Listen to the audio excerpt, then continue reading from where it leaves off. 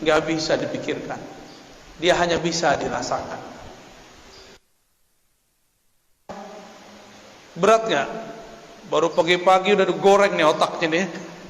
Tapi ruhnya seneng, Pak.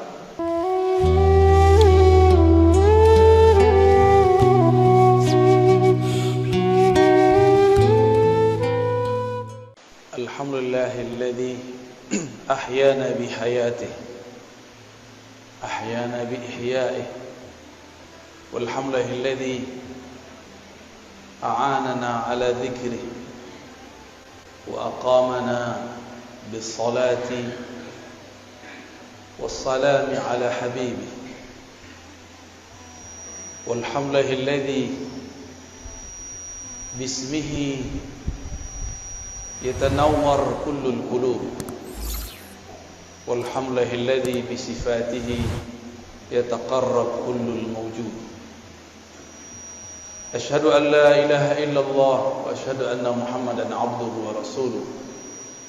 Allahumma salli wa sallim wa barik ala habibina sayyidina Muhammad wa ala alihi wa ashabihi wal mahdi khalifatihi wa sallim.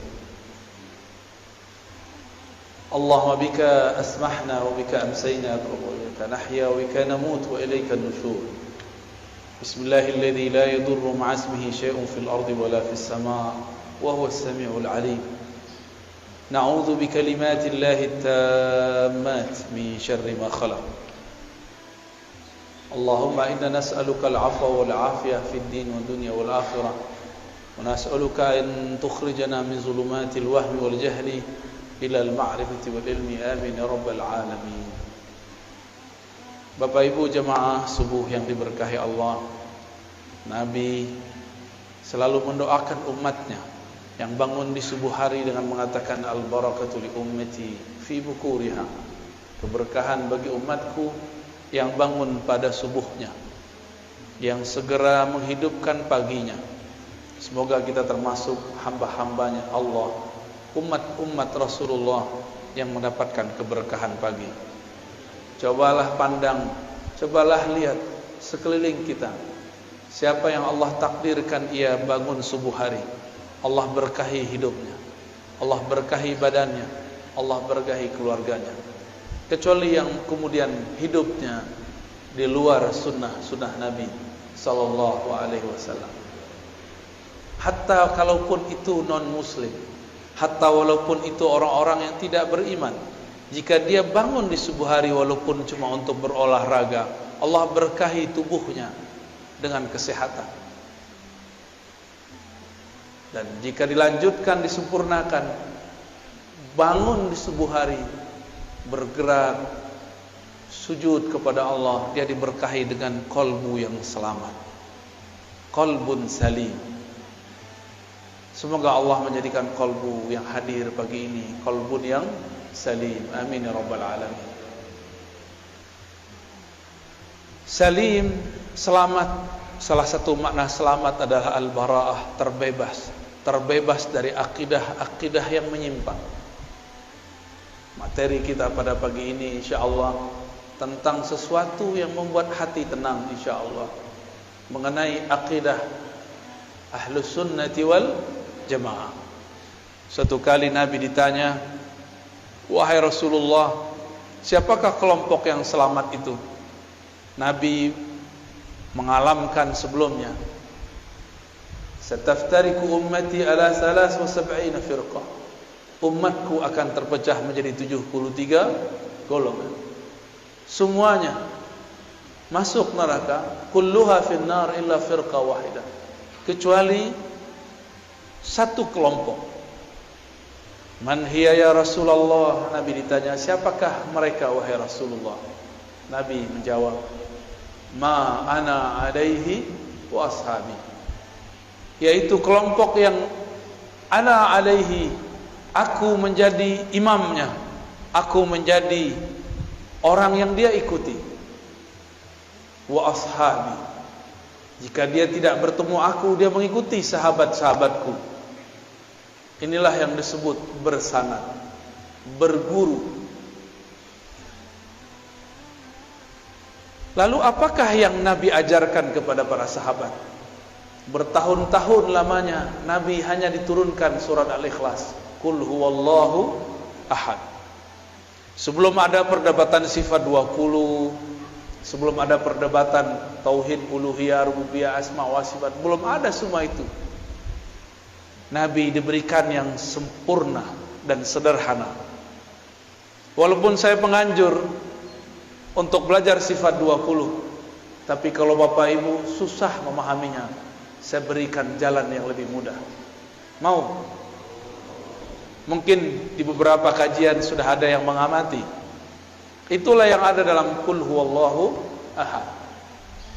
Suatu kali ada seorang panglima Rasulullah sallallahu alaihi wasallam diperintahkan untuk memimpin perang sekaligus memimpin sholat. Setiap satu rakaat, 2 rakaat, di akhir rakaat dia selalu membaca Qul huwallahu ahad. Para sahabat merasa aneh, Rasulullah tidak pernah lakukan itu, kenapa dia lakukan? Ternyata beberapa Rasulullah sama sahabat Rasulullah sama seperti orang-orang hari ini. Kalau Nabi tidak lakukan bid'ah. Ternyata panglima ini lebih cerdas, tidak hanya strategi, dia juga cerdas secara fikih, cerdas secara rohani. Meskipun dia tidak melihat Rasulullah melakukan ini, menutup setiap rakaat dengan Qul huwallahu ahad, tapi dia lakukan. Disinilah kita tahu bahwa tidak semua yang tidak Nabi lakukan itu bid'ah. Pulang dari perang, hadis Sahih Bukhari, Kitabut Tauhid, bab tauhid dalam Sahih Bukhari. Sahabat pemimpin panglima perang ini dilaporkan kepada Rasulullah oleh pasukannya, berharap ini pasukan si panglima disidang. Biasa ada karakter sampai saat ini ada yang begitu, suka melapor-laporkan orang, suka mengadu-adu orang. Tapi sahabat yang ini bukan ingin mengadu, ingin mengkonfirmasi benarkah yang dilakukan oleh pemimpinnya. Sampai kepada Nabi, Nabi kemudian bertanya kembali, tanyakan kepada panglimamu, kenapa ia membaca Qul huwallahu ahad di setiap rakaat. Jangan tanya kepadaku. Walaupun Nabi secara rohani diberitahu oleh Allah, tapi Nabi tidak berhukum dengan hukum yang sir. Nabi tidak berhukum dengan hukum gaib. Nabi tidak berhukum dengan hukum firasat. Nabi tidak berhukum dengan hukum kasyaf. Nabi berhukum dengan hukum zahir. Tanya sahabatmu, panglimamu, kenapa ia menutup setiap rakaat dengan kulhu? Karena orang ini mau cari tahu, maka Nabi SAW langsung berikan dia tugas. Datanglah dia kepada panglima. Wahai tuan panglima, kenapa engkau selesai satu surat di setiap rakaat menutupnya dengan Qul huwallahu ahad, padahal Rasulullah tidak pernah mengajarkan? Kira-kira begitu kalau diterjemahkan bebas. Apa jawaban orang ini? Ana uhibbuha, aku menyukainya, mencintai ayat ini, surat ini. Lianna fiha sifatullah, karena di dalam ada sifat-sifat dan nama-nama Allah. Heranlah si penanya ini, dan dia bawa jawaban itu kepada Rasulullah sallallahu alaihi. Sederhana jawabnya, bukan karena Rasulullah pernah lakukan, tapi karena di dalamnya ada nama-nama Allah, sifat-sifat Allah. Disampaikan kepada Nabi jawabannya. Apa kata Nabi? Akhbirhu, kabarkan kepada panglimamu, innallaha yuhibbu, Allah cinta kepadanya, karena dia cinta kepada sifat-sifatnya. Merinding sahabat ini. Disampaikan kepada tuan panglima, panglima pun terharu. Maka meresapi membaca Qul huwallahu ahad itu cukup. Seandainya Bapak Ibu tidak faham sifat 20, tidak masalah. Karena inti sifat 20 adalah menjelaskan surat Al-Ikhlas. Paham Al-Ikhlas, paham sifat 20. Paham sifat 20, paham Al-Ikhlas. Inilah akan jadi oleh-oleh pada pagi ini untuk saudara-saudara yang hadir. Cara meyakini, mempercayai Allah secara mudah. Semudah kita membacanya dan menghafalnya. Mau ya? Pertama, kul, katakan hai Muhammad, huwa Allah ahad. Sudah 3 ya. Huwa Allah ahad. Huwa bahasa Arab artinya dia. Biasanya kata dia disebut sebagai kata ganti ketiga, digunakan pada kalimat kedua. Tapi sekarang, atau pada kata-kata kedua, yaitu kata ganti setelah ada nama yang jelasnya. Ahmad membaca buku, titik, dia mau ujian. Dia ditulis setelah Ahmad. Sekarang dibalik, kul huwa Allah ahad. Katakanlah hai Muhammad, dia dulu, Allah ahad. Apakah Allah salah? Mungkinkah Allah salah? Siapa yang mengatakan Allah salah, dia kafir. Apakah Nabi Muhammad lupa? Yang mengatakan Nabi Muhammad lupa, dia fasik, zindiq, bahkan bisa kafir. Jangan-jangan kita yang tidak mengerti ilmunya. Mengatakan huwa di depan nama yang zahir, berarti huwa pada Allah bukanlah nama ganti, bukanlah kata pengganti. Huwa pada Allah adalah nama. Huwa pada Allah adalah nama. Lebih dulu huwa daripada Allah, sehingga disebutlah huwa ini adalah nama. Nama untuk menghilangkan selain namanya. Oleh karena itu ahli-ahli zikir tidak mempermasalahkan kalau berzikir hu Allah.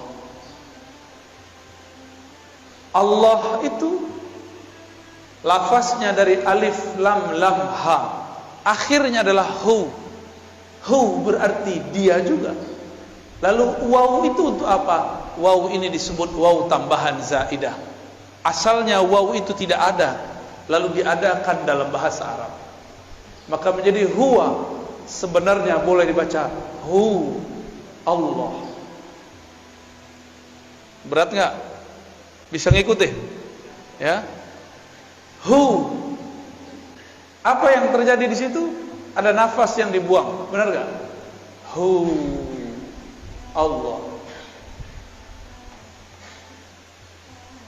Imam Abdul Qahir Al-Baghdadi dalam kitab Usuluddin, Imam Ghazali, Imam Al-Baihaqi, mereka sepakat bahwa huwa adalah ismun min asma'i, nama daripada nama-namanya. Namun orang-orang yang tidak mengerti mengatakan, apa itu zikir hu? Hu itu nama. Allah mengatakan, qul ud'ullaha aw ud'ur rahman ayyaman tad'u falahul asmaul husna. Panggillah Allah, panggillah Rahman, atau dengan mana-mana nama engkau boleh memanggilnya. Jika huwa adalah bagian dari namanya, maka hu boleh dijadikan panggilan. Maka jangan heran Imam Ahlus Sunnah Abul Hasan Asy-Syadzili, siapa namanya? Abul Hasan Asy-Syadzili, salah satu wali kutub di zamannya. Dia berzikir dengan salah satu nama, Yahu, Yahu. Wahai yang menyebut dirinya dia, wahai yang menyebut dirinya dia. Ternyata di agama sebelumnya, agama Yahudi, mereka tidak boleh menyebut nama Allah, El. Mereka diperkenankan hanya menyebut nama Yahu, Yahweh. Sama. Yahweh bahasa Ibrani, Yahu bahasa Arab. Allah, Al itu bahasa Ibrani Suryani. El berarti Tuhan yang maha sempurna. Alif lam berarti kesempurnaan. Jadi lafaz Allah itu sudah lafaz yang sangat umum dalam semua bahasa yang pernah ada. Bapak saudara yang makan Allah, itu baru hu. Kalau diteruskan panjang lagi. Saya kalau sebut dia, apakah dia dapat dilihat oleh mata? Dia manusia. Dia huwa. Apakah dia dapat dilihat oleh mata? Tidak. Apakah bisa disentuh? Tidak. Maka huwa bermakna dia yang maha suci daripada sifat jismiyah, sifat kebendaan. Allah bukan benda. Benda itu ada benda kasar, ada benda halus. Meja ini benda kasar, Pak. Cahaya lampu, cahaya matahari itu benda halus dalam bahasa Arab. Jismun. Tiada benda kecuali bertempat. Allah huwa, bukanlah benda. Itulah maknanya. Jika Allah bukanlah benda, maka kita tidak perlu mentakwil istawa. Istawa alal arsy, istawa bersemayam di atas arsy. Karena dia bukan benda, pastinya bukan menempati arsy. Karena dia bukan benda, dia tidak memerlukan arsy. Arsy yang memerlukan dia. Jika disebut yanzilu Rabbuna, Rabb kita nuzul, turun. Karena dia bukan benda, turunnya bukan dari atas ke bawah. Disebut dalam Al-Quran yadullah fawqa aydihim, tangannya di atas tangan mereka yang berbaiat. Karena dia bukan benda, maka tangannya bukan tangan ini, bukan juga tangan khayali. Tapi hanya dia yang tahu maknanya. Inilah yang dikatakan oleh Imam Salafus Saleh, Imam Malik, Imam Syafi'i, Imam Ahmad, yang kemudian disalahartikan oleh sebagian kelompok. Apa kata imam-imam tersebut? Imam Syafi'i sebagaimana diriwayatkan oleh Imam Al-Baihaqi mengatakan, ala ma aradahu Allah wa rasuluh. Istiwa, nuzul, yadun, tangan dan lain sebagainya sesuai dengan yang Allah maksud, bukan yang engkau maksud. Apa maksud Allah? Ada yang tahu? Allah merahasiakannya, membayangkannya sama dengan membayangkan zatnya, dan itu adalah akidah yang batil. Ada orang bilang jangan bayangkan zat Allah, tapi dia membayangkan Allah duduk tanpa sengaja. Jangan bayangkan Allah, tapi dia tanpa sengaja membayangkan Allah turun dari aras ke bumi. Berarti dia main-main dengan kata bayang, membayangkan. Jika Allah itu bukan benda, bisakah dipikirkan? Gak bisa dipikirkan. Dia hanya bisa dirasakan. Berat gak? Baru pagi-pagi udah digoreng nih otaknya nih. Tapi ruhnya senang, Pak. Makanya gak tidur kan? Padahal ngantuk tuh. Itu jiwanya senang sekali itu. Ini yang aku cari. Baru huwa Allah.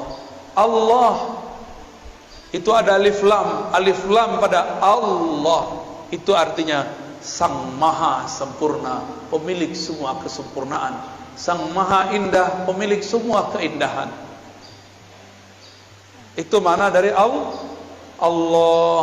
Dan orang kalau baca Allah, apa yang terjadi? Mulutnya kebuka nggak? Nafasnya keluar. Maka orang-orang yang sering baca ya Allah, bebannya akan hilang. Bebannya akan ringan. Karena Allah lepaskan dengan namanya.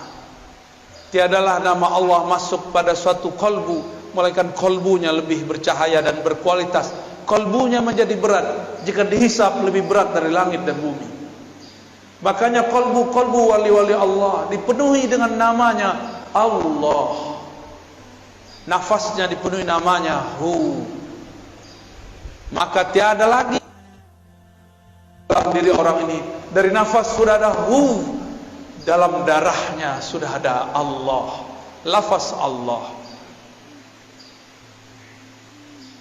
Kalau demikian, maka syaitan tidak dapat mengganggunya.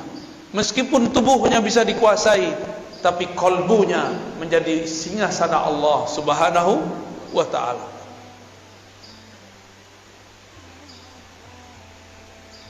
Allah di dalam surat Luqman dikatakan, wala in sa'altahum man khalaqas samawati wal ard la yaqulunna Allah. Jika engkau bertanya kepada orang-orang kafir, orang-orang musyrik, maksudnya musyrik Makkah, siapakah yang menciptakan langit dan bumi? Mereka akan menjawab Allah. Berarti musyrik Mekah pun tahu bahwa pencipta langit dan bumi adalah Allah. Mereka sekedar tahu, tapi pengetahuannya tidak sempurna, maka dibatalkan di belakang. Qul alhamdulillah, katakanlah syukurlah kalau begitu. Bal aktsaruhum la ya'lamun. Tapi sebenarnya mereka enggak mengerti. Sayang, ayat ini untuk orang kafir dan musyrik, tapi oleh kawan kita sebelah digunakan untuk orang sesama muslim. Mereka mengatakan para sufi, para orang-orang Asy'ari sama akidahnya dengan orang musyrik, percaya Allah pencipta tapi tidak menyembahnya. Maka jangan heran nanti kelompok-kelompok ekstrim ini sekarang sudah mengatakan sufi agama baru. Mereka menuduh Asy'ari sebagai kelompok-kelompok yang sesat, menyesatkan. Mereka akan menyebut selain kelompok dia sesat, padahal mereka kelompok kecil tapi suaranya sangat berisik. Dulu pendiri-pendiri gerakan besar di dunia, pendiri Nahdlatul Ulama, Tarbiyah Islamiyah, Muhammadiyah di Indonesia, semuanya adalah orang yang berakidah Asy'ariyah, meyakini sifat 20.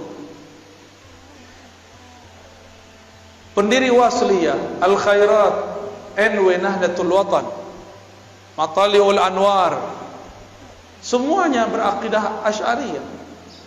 Ahlus Sunnah wal, tiba-tiba mereka sekarang bilang Asy'ari bukan Ahlus Sunnah. Al-Azhar Ahlus Sunnah, Asy'ariyah, langsung ditulis.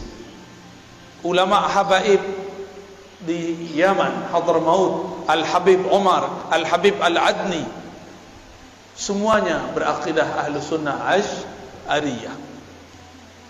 Guru saya Syekh Taufik Al-Buti punya ayah Muhammad Taufik Muhammad Ramadan Al-Buti, Muhammad Sa'id Ramadan Al-Buti, akidahnya pun Ahlus Sunnah. Syekh Wahbah Zuhaili, ahli fikih abad ini yang baru saja wafat, beliau juga Ahlus Sunnah. Guru kami Syekh Badid Sayyid Al-Laham mengatakan, jika ada orang mau buat mazhab zaman ini, Wahbah Zuhailah imamnya, tapi dia tidak mau buat mazhab baru. Tapi tiba-tiba datang sekelompok mengatakan Asy'ari bukan Ahlus Sunnah, tapi suaranya berisik, ya. Seakan-akan dia lebih mengerti akidah Asy'ariyah daripada kita. Bahkan beberapa ustadz mereka sudah mulai terang-terangan di YouTube, di Facebook mengatakan Asy'ariyah firqatun dhallah, Asy'ari kelompok yang sesat. Di Malaysia sama, mereka sudah mulai muncul.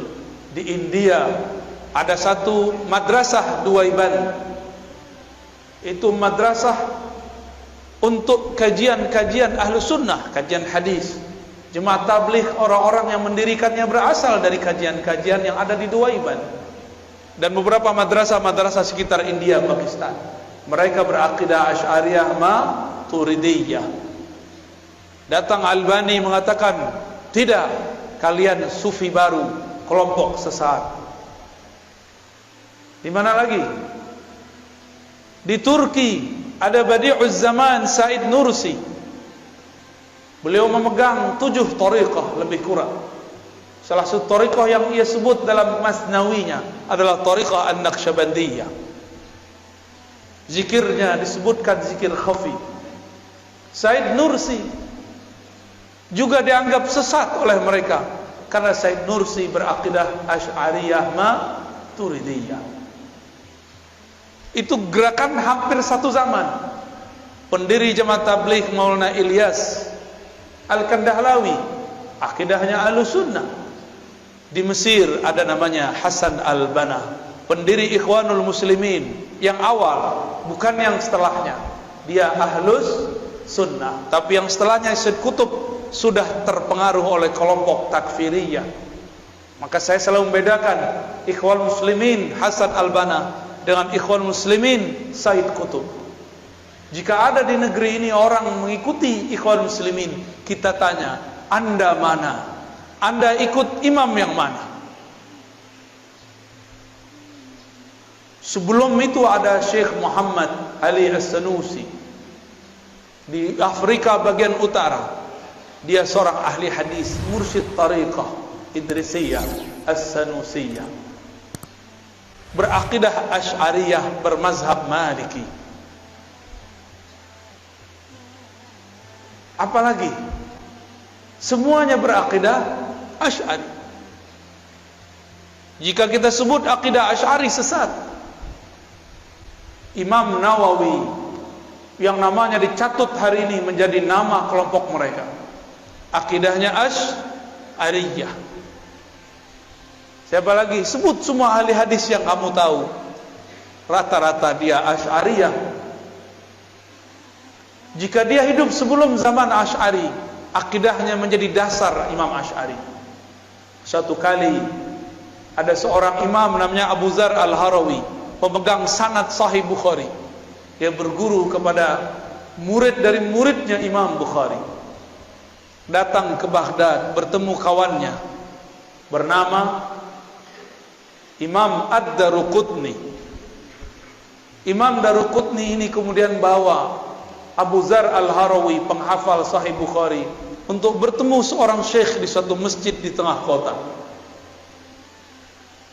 Dan kemudian dia takjub, ini imam luar biasa. Ketika keluar, Imam Daruqutni ngasih tahu, tahukah kamu wahai Abu Dzar ahli hadis, bahwa yang tadi ngajar itu adalah Al-Baqillani. Siapa Baqillani? Imam Baqillani adalah murid dari muridnya Imam Asy'ari. Baqillani berguru kepada Imam Abul Hasan Al-Bahili. Imam Al-Bahili murid langsung Asy'ari. Abu Dzar Al-Harawi kemudian mengatakan kepada Rukunni, izinkan aku ngaji, duduk menjadi murid Al-Baqillani. Maka bertemulah mereka esok hari. Daruqutni memuji Baqillani. Apa kata Daruqutni? Inilah imam penghancur bid'ah, penegak sunnah, ahlus sunnah yang hakiki. Jadi dulu ulama ahli hadis jika menyebut pemberantas bid'ah, ahlus sunnah, yang dimaksud adalah imam-imam Asy'ariyah. Tapi mereka sekarang putar sejarahnya. Akhirnya Abu Dzar Al-Harawi, pemegang Sahih Bukhari, selesai ngaji, karena dia ulama, tidak sampai 6 bulan sudah hafal semua yang dikalamkan Baqillani. Dan dia pun berangkat ke Mekah. Sampai di Mekah, tiadalah Baqillani punya murid ini namanya Abu Dzar Al-Harawi. Ia duduk di satu tempat, melainkan Abu Dzar Al-Harawi ini dikerubungi oleh semut-semut penuntut ilmu. Karena Abu Dzar Al-Harawi adalah manisan yang sangat manis, ilmunya sangat lengkap. Belajarlah banyak orang kepada beliau, belajar Sahih Bukhari plus akidah Imam Asy'ari. Inilah perkembangan nyata, sejarah nyata dalam umat Islam, bahwa Sahih Bukhari diajarkan bersamaan dengan akidah Asy'ariyah. Tapi mereka sekarang juga mengajarkan sunnah, tapi sunnahnya bertentangan dengan akidah pemegang sanad Sahih Al-Bukhari. Walhasil murid-murid Abu Dzar, karena dia tinggal beberapa waktu di Mekah, muridnya menyebar ke timur, ke barat, ke utara, ke selatan. Menyebarlah sampai sekarang bertemu salinannya di Maroko, tempat UAS dulu pernah kuliah. Bertemu salinannya, salinan Sahih Bukhari dan penjelasan-penjelasannya, bahwa Abu Dzar Al-Harawi ilmunya sampai dibawa ke Maroko. Zaman itu belum ada bus, belum ada mobil, belum ada pesawat, tapi ilmunya dari Mekah dibawa orang ke ujung Afrika bagian barat. Luar biasa. Maka kelompok-kelompok ekstrim Mujassimah yang menjisimkan Allah menuduh Abu Dzar dengan kata laknat, laknatullah ala Abi Dzar. Jadi dari dulu ahli hadis yang ahlu sunnah sudah disesat-sesatkan, seperti mereka juga menyesatkan kita hari ini. Jadi jangan heran kalau mereka mengatakan laknatullah alaika ya Razi. Wajar. Saya sekarang mengajarkan Sahih Bukhari, sekalian mengajarkan akidah Imam Asy'ari. Mereka khawatir gelombang Abu Dzar Al-Harawi terjadi kembali. Gimana Bapak Ibu? Takut? Mau dihidupkan lagi? Hidupkan lagi. Di sini saya yakin ada ulama-ulama yang ahlullah, yang mereka bisa membaca kitab-kitab Allah dengan hati yang tenang, pikiran yang tajam. Bergurulah kepada mereka. Itu baru kul huwallah. Sekarang kita pindah ke ahad. Ahad. Apa makna ahad? Esa, tunggal. Bukan satu.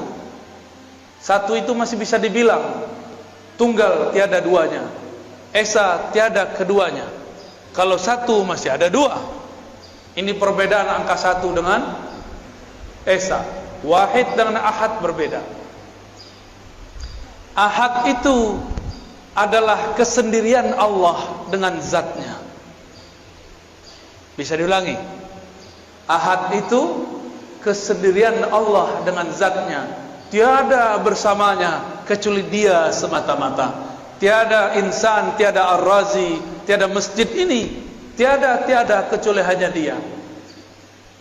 Maka disebutlah ahad itu namanya yang qadim. Nama apa? Qadim adalah masa sebelum adanya suatu masa azali. Alam kita sekarang disebut dengan alam nyata, alam ciptaan. Masa ciptaan, ini dia. Sebelum alam ini ada namanya azali. Sebelum azali ada namanya qadim. Jadi tahu beda qadim dengan azali? Karena beberapa ustadz di pesantren pun bingung apa beda qadim dan azali.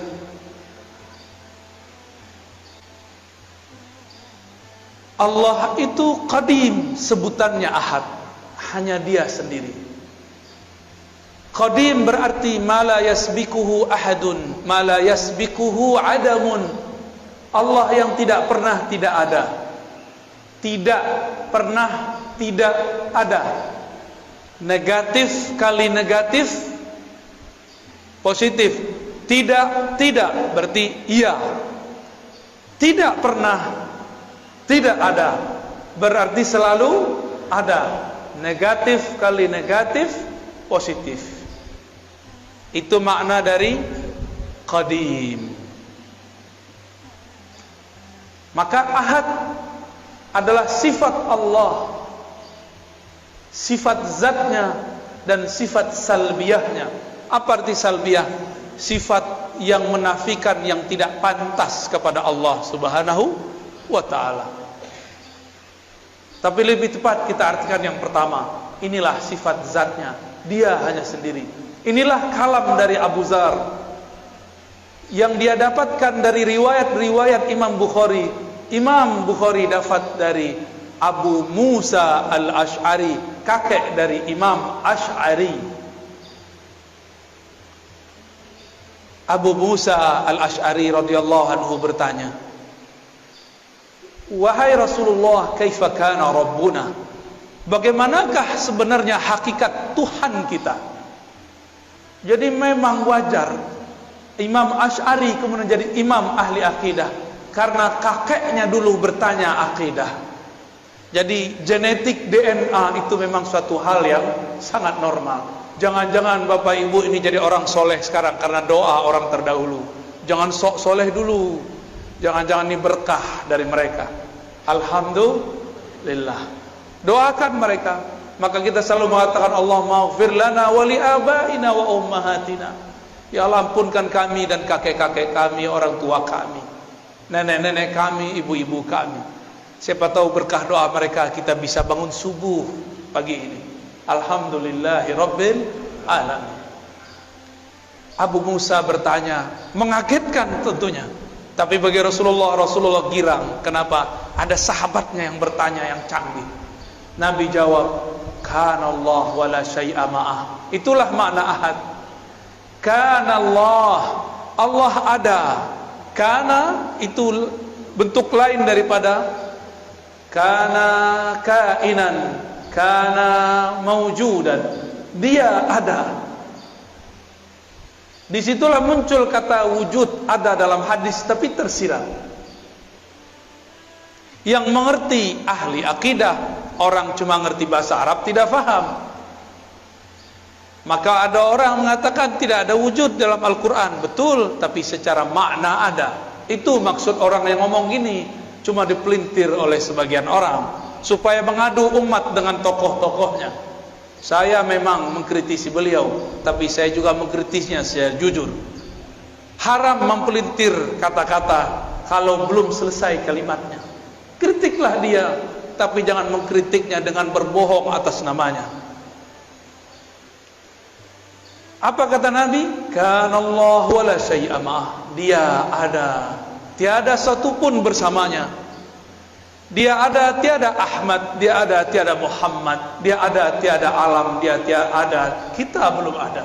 Belum ada langit, belum ada bumi, belum ada arash, belum ada solat, belum ada zakat, belum ada doa, belum ada. Dia sudah menetapkan dalam ilmunya yang qadim bahwa pada saat ini, detik ini, tanggal ini, hari ini akan ada orang berkumpul bercerita tentangnya, tentang ahadiyahnya. Betapa bahagianya Allah, tersenyum Allah melihat orang yang menikmati nama-namanya disebut. Paham tidak paham, dia ridha. Inilah yang dikatakan Nabi, jika engkau melewati suatu taman-taman surga, farta'u, petiklah. Apakah itu taman surga wahai Rasulullah? Majelis-majelis zikir. Zikir itu ada zikir menyebut namanya, ada zikir mempelajari sifat-sifatnya. Inilah kajian akidah dan tauhid. Bahkan lebih tinggi kajian menyebut sifatnya daripada hanya menyebut-nyebut namanya. Orang-orang yang mengerti sifat Allah, makamnya lebih tinggi di sisi Allah daripada orang yang hanya mengenal namanya. Seperti orang yang tahu nama seseorang tapi tidak tahu siapa yang punya nama. Bapak Ibu jamaah subuh di hari Jumat, hari Kamis, apa Jumat? Hari Jumat berkumpul dalam pagi ini dua keberkahan, barakatus sabah, barakatul Jumat. Keberkahan subuh, keberkahan Jumat. Jadi Ahad, apa arti Ahad? Esa, dia dengan kesendiriannya. Tiada alam, tiada surga, tiada neraka, tiada Ahad, kecualilah ia saja. Tiada Ahmad, kecuali setelah dihapuskan. Baru kalau faham Ahad, berarti Allah perlu kita enggak? Allah sekarang masih Ahad enggak? Alam dicipta, Allah masih Ahad enggak? Berarti Allah masih sendiri? Jadi hanya Allah yang boleh jomblo, antum enggak boleh jomblo. Allah itu maha jomblo, maha sendiri. Itulah tanda zat yang sempurna. Kenapa kita perlu menikah, perlu teman? Karena kita tidak sempurna. Allah tidak perlu semua itu karena dia maha sempurna. Itulah alif lam dalam lafaz Allah. Kenapa saya jatuh cinta? Karena saya tidak sempurna. Saya butuh objek yang dicintai dan butuh orang yang mencintai. Allah mencinta karena dia bukan benda, dia bukan hanya sifat, dia zat yang maha sempurna. Semua cinta darinya. Jika disebut dia mencintai seseorang, mencintai sekelompok, berarti Allah memberikan, memancarkan kesempurnaannya kepada orang itu. Bukan berarti Allah memerlukan orang itu. Itulah beda kata cinta pada Allah dengan cinta pada kita. Allah mengatakan innallaha yuhibbut tawwabin. Allah mencintai orang-orang yang taubat berkali-kali. Artinya Allah akan memantulkan kesempurnaan ampunannya pada orang yang bertobat. Ini disebut dengan tauhid ahadiyah. Apa namanya? Disebut juga dengan sifat qadimiyah. Tauhidnya tauhid ahadiyah, sifatnya sifat qadimiyah. Selamat pusing. Kok baca istilah ini, saya udah kurangin istilahnya, udah didiskon. Ya, udah didiskon nih Bapak Ibu ini. Udah rukhsah, ya. Yaudahlah kalau nggak hafal istilah, cukup katakan ahad, hanya dia. Itulah yang kita baca ba'da salat. La ilaha illallah wahdahu la syarikalah. Lahul mulku wa lahul hamdu yuhyi wa yumiit wa huwa ala kulli syai'in qadir. Tiada yang berhak disembah kecuali Allah. Wahdahu la syarikalah. Dialah satu-satunya, tiada sesuatu di sampingnya. Tiada sesuatu yang berserikat dengannya. Apa maknanya? Allah kirim Jibril bukan berarti ia butuh Jibril. Jibril yang perlu dikhidmahkan oleh Allah. Allah kirim Mikail untuk mengantarkan rezeki. Bukan Mikail membantu Allah, justru Mikail terbantu karena berkhidmah kepada wali-wali Allah. Mikail membantu Allah atau membantu kekasih Allah? Membantu hamba Allah. Ya. Mikail tugasnya menghantarkan rezeki. Benar.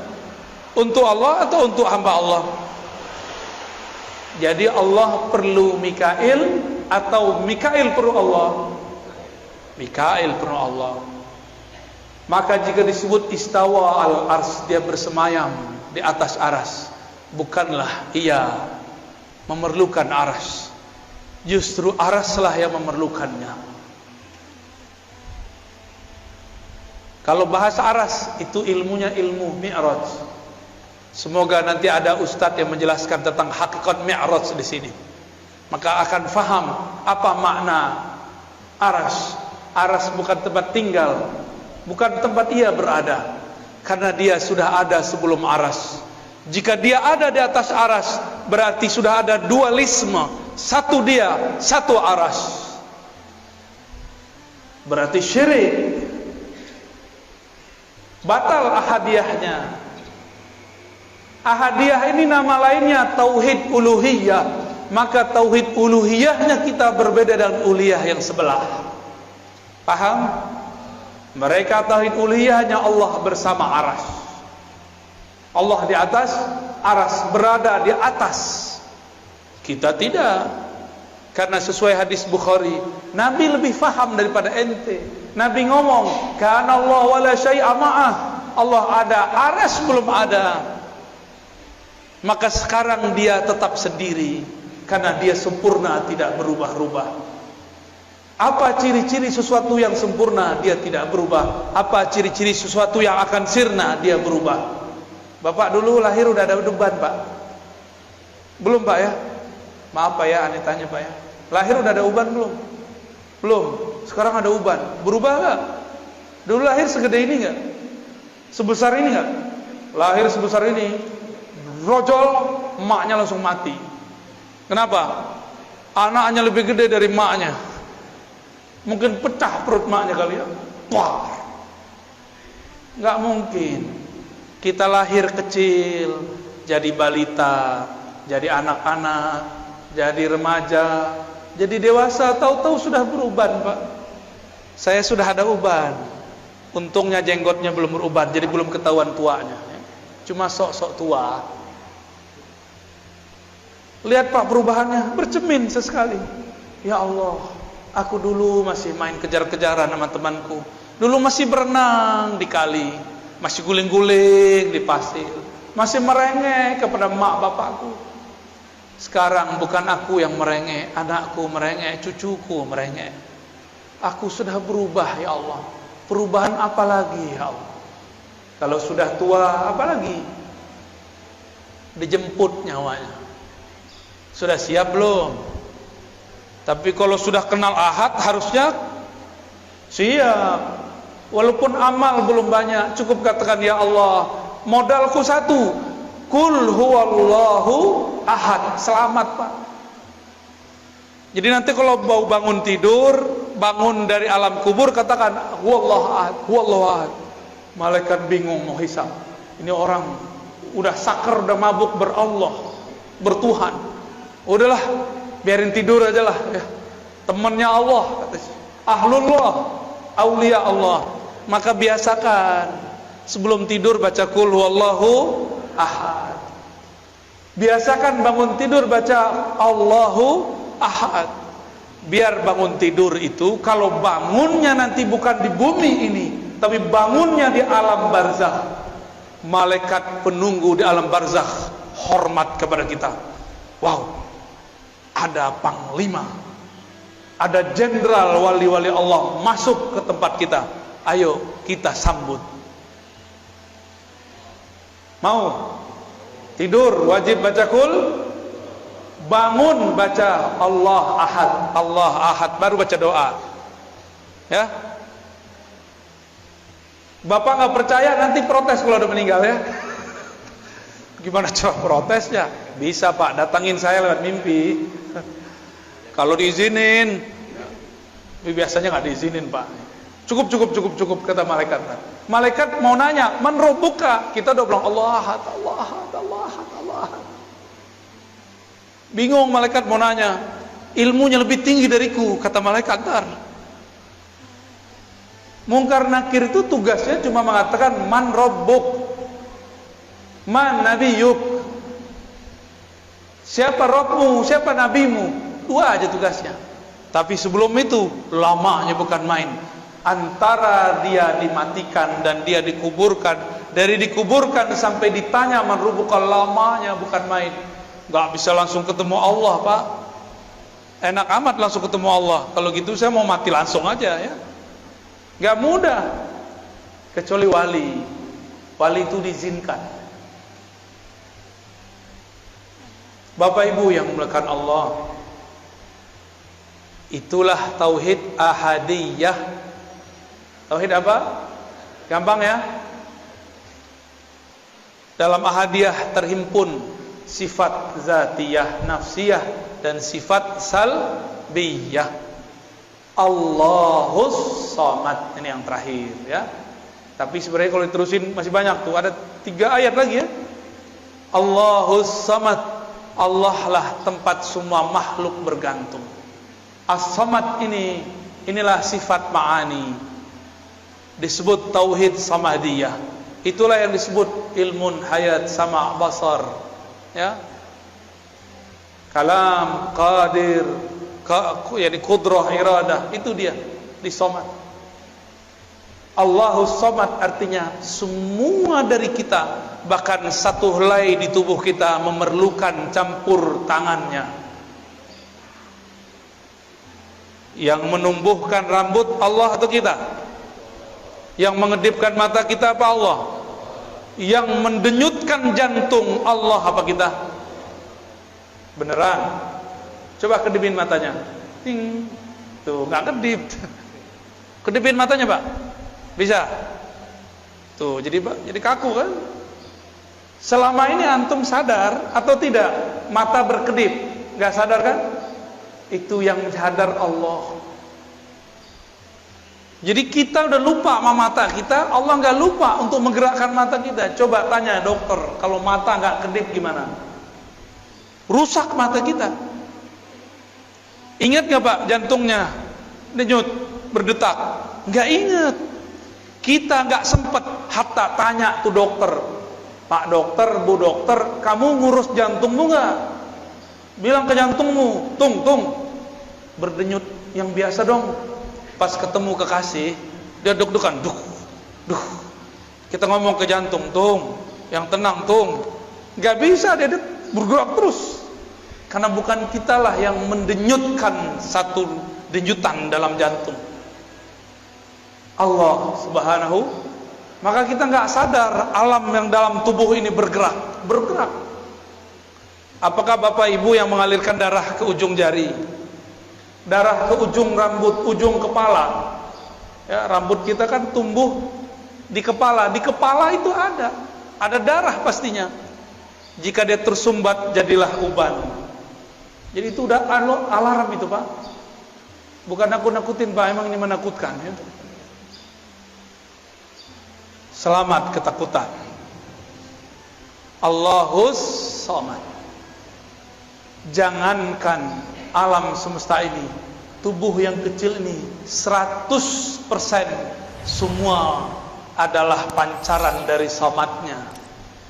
Maka kita ini tiada hidup kecuali karena Allahus Samad.